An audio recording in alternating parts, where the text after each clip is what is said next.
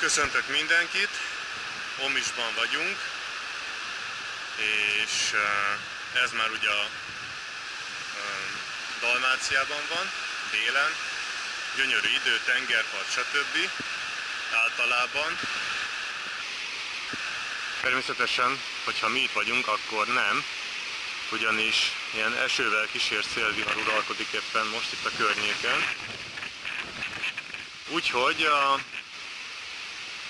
kificamodott bokámnak a vízben való áztatása helyett most kizárólag az önök kedvéért egy újabb tortúra következik, mégpedig az omisi kalózvárnak a meglátogatása, a Stari Grad elnevezésű.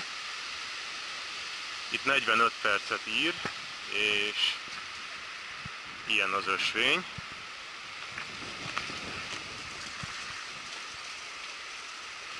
Szóval nem kihívásoktól mentes, az biztos. Hát akkor vágjunk bele. A helyzet az, hogy a múltkori bokarándulásom még nem igazán gyógyult meg, de azért igyekszem különösebb nyávogás nélkül abszolválni ezt a viszonylag rövid távot. Éppen, hogy eltávolodtunk a parkolóból, de már legalább egy 30-40 méter szintet fönt vagyunk. Innen prima kilátás nyílik a Cetina folyó torkolatára, illetve a Omis városnak ide eső részére. Itt látszik előttünk. Csak olyan szél van, hogy alig kapok levegőt. Mellettünk ilyen hatalmas égbetörő sziklafalak vannak, egyébként mindegyik ilyen mászóhely is. És bár hihetetlen magasnak tűnnek, ezek mindössze ilyen 200-300 méter magas sziklák. Persze ugye az se semmi. Talán az erdőben egy kicsit csökkenni fog ez a szélzaj, de egész egyszerűen olyan szél van, hogy a fákról letörő ilyen apró gajakat, sőt apró kavicsokat is szinte vízszintesen vág a szél az ember képébe, meg a kamerára is nekiütközött az előbb egy pár darab, nem tudom, biztos behallatszott a filmbe. Na mindegy, hát ilyen hülye is csak én vagyok, hogy ilyenkor menjek el túrázni. De hát, ha már egyszer itt vagyok, akkor muszáj. Mivel most az itt ritka kincsnek számító erdőben vagyunk, mert egyébként a hegyeket általában csak ilyen makkhiabozót szokta takarni, főleg így a tengerpart mellett. Szóval kihasználva az, hogy erdőben vagyunk, és viszonylag szélcsend van, így a fák között. Úgyhogy most pofázni fogok egy kicsit, mégpedig ez az omisi dinarák, vagy dinaridák elnevezésű hegység, ami igazából ilyen 3-4-500 méter magas kis csúcsokból áll, rögtön a tengerpart mellett. Azaz, ugyebár ez azt jelenti, hogy a csúcsokig pontosan ennyit kell fölmászni, tehát a túra az mindig nulláról indul.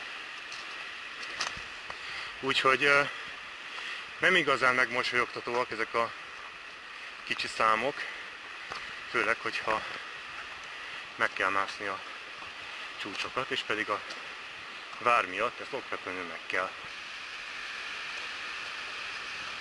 Ami még fontos információ, és eddig nem hangzott el, kivételesen, de tényleg kivételesen a parkolás itt ingyenes.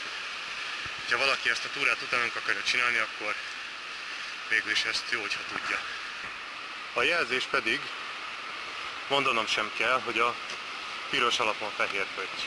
Az mondjuk azért valószínű, hogy nem ez az egyetlen szeles nap az évben. És tessék csak megnézni, az összes fa mind a völgy irányába van megdőlve. Tehát valószínű, hogy itt azért elég sokszor lehet ilyen vihar. Közben pedig a mellettünk levő hatalmas sziklafalak és szemben a sziklacsúcs kezdenek közeledni, ami azt jelenti, hogy mi is kezdünk közeledni a cél felé. És hát még eddig kitartott a fájós lábon, reméljük, hogy ez így marad továbbra is. Igazából az iram nem is olyan rossz, mert itt előttünk ment egy csoport, akik nyilván nem küzdködnek ilyen problémákkal, és hát nem igazán tudják a távolságot növelni tőlünk, szóval azért még nem vagyunk teljesen tönkremenve. Az útról még annyit, hogy az egész túra légvonalban mintegy 500 méter, és ez alatt győzzük le a 300 méter szint különbséget, tehát a dőlésszög, bár tudom, a kamera nem szokta visszaadni jól, de hát eléggé emberpróbáló az a helyzet, és nagyjából konstans szögben emelkedik, tehát nincsenek nagy se pihenők, se különösebben erősebb kaptatók, de úgy átlagosan azért elég tüdőköptető a dolog. Bár szerintem, ha nem lennék hikomattos, akkor nem volna ez ilyen különleges dolog. Néha-néha a jelfestő így belevitt egy kis kreativitást a dologba, és ilyen császárszalonákat festett a piros alapon fehér pötty helyett. Biztos már is unta, hogy minden turistaút ugyanolyan. Kicsit kezd fogyni az erdő. Most megint van egy ilyen rálátás a mellettünk tornyosuló sziklafalra, és ugye önök szerint is már egy kicsit alacsonyabb lett közben. Remélem, mert különben kétségbe fogok itt esni az út közepén. Különben pedig már csak ide be tudjam linkelni a prédikálószékes túránkat. Nagyjából a prédikálószékre való kaptatóhoz hasonlítható az útnak a dőlés szöge. Ez így most jutott az eszembe. Közben a kis csapatom kidöglött, úgyhogy azt hiszem az utolsó méterek előtt én is pihenek egyet. Itt a másik oldal, hát valahol ennek a tetején kell legyen a vár különben, szóval azért van még mit menni, de most minthogyha bár el ne kiabáljam, de egy kicsit alább hagyott volna a szél. Persze lehet, hogy csak azért, mert lefogja ez a bazi nagy szikla itt. Na majd meglátjuk, hogy lesz a tetején. És hát ünnepélyesen kijelentem, hogy nagyjából fönn vagyunk itt a sziklák tetején, és előttünk a vár. És aki nem lekvár, az itt rögtön fölmegy. Látszanak a piros pöttyök egymás fölött, ott vezet a jelzés.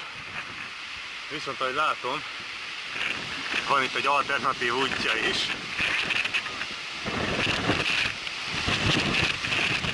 Az inkább lekváraknak. Egy kis igazi kalóztámadást filmezek most, ugyanis itt olyan szél van, hogy mikor így rákezd, akkor le kell lapulni a sziklák mögé, mert tényleg lefúj a hegyről, pedig 100 kg vagyok majdnem.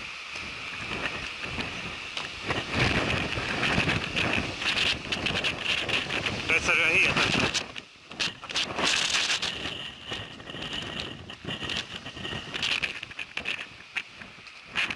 Jön egy ilyen szélroham, és vége.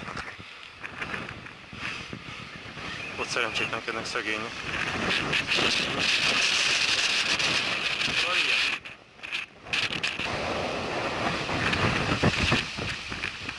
Itt szerencsétlenkedik egy csapat fölöttünk. Na akkor utolsó támadás, roham!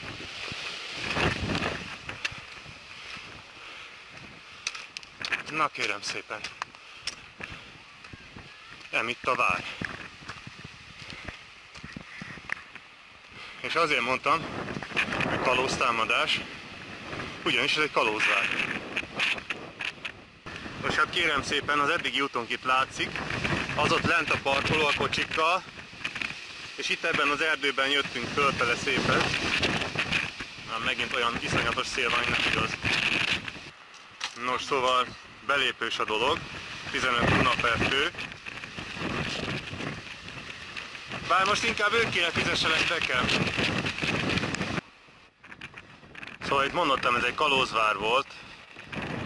Fortikának vagy Starigrádnak hívják. És hát látszik, hogy innen milyen a kilátás. Tulajdonképpen belátható volt az egész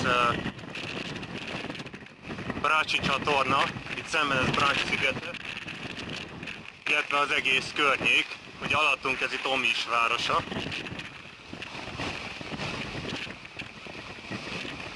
Ott a hatalmas strand, amin egyetlen ember sincs. Ez meg mi volt?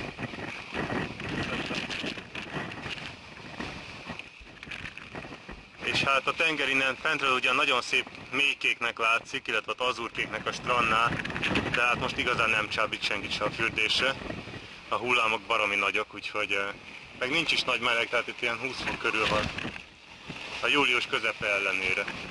Az erőd pedig, ahol vagyunk, az egy kalózvár tulajdonképpen.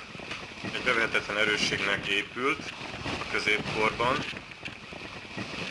Végül aztán 1286-ban a velenceiek elfoglalták a várat, ezután több gazdája is volt, többek között ugye a horvát bánságon keresztül magyar királyi birtokként is funkcionált. Még egy érdekes adalék a vár történetéhez, hogy a török sohasem tudta bevenni ezt az erősséget, éppen ezért a környező vidéknek egyfajta biztonságot nyújtott. Omiš városai alatt terül el, a Cetina folyó hordalékára épült fel, és nagyon sokáig csak a folyótól felénk eső rész volt lakott. Igazából csak a 20. században épült be a folyó másik oldala felé eső rész.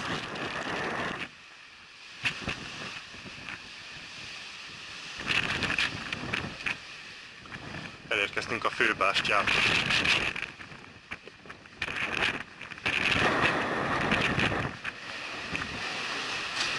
Legalább ennek a belsejében nincs szél. Hát ez nagyon ritka dolog. Egyszerűen hihetetlen, amit kint van.